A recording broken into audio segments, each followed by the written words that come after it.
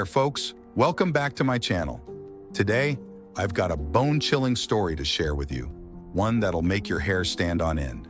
It all started on a stormy night deep in the heart of the forest. I was out for a hike, seeking adventure in the unknown. As I stumbled upon an old, abandoned mansion, I couldn't shake the feeling that I was being watched. Ignoring the warning signs, I stepped inside, my heart pounding in my chest. That's when I saw it, a figure in the mirror, its eyes filled with malice, reaching out to me from beyond the grave. I tried to run, but the mansion seemed to shift and change, trapping me in its labyrinth of horrors. Ghostly apparitions appeared before me, their moans echoing in the empty halls as they closed in for the kill. With nowhere left to turn, I knew I was doomed, another victim of the mansion's curse. And as I sit here now, recounting this tale, I can't help but wonder, is the mansion still out there, waiting for its next unsuspecting victim? Thanks for joining me on this journey into the unknown. Until next time, stay safe out there. And remember, you never know what's lurking in the shadows.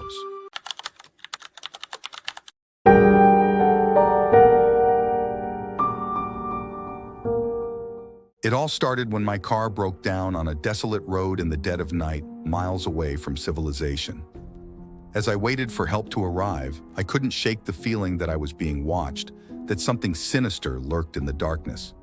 And then I saw them, glowing eyes peering out from the shadows, watching my every move with a hunger that sent shivers down my spine.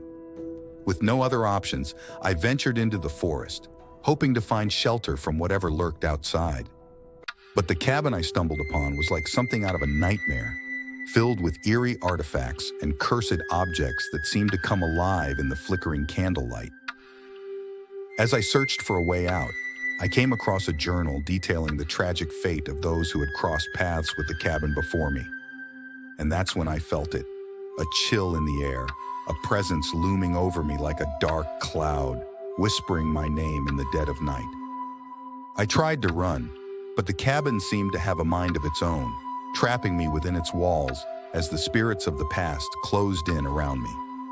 And now, as I sit here recounting this tale, I can't help but wonder, am I truly alone in the darkness, or is something lurking just beyond the edge of perception? Thanks for listening, everyone. Stay safe out there, and remember, sometimes the scariest stories are the ones that hit closest to home.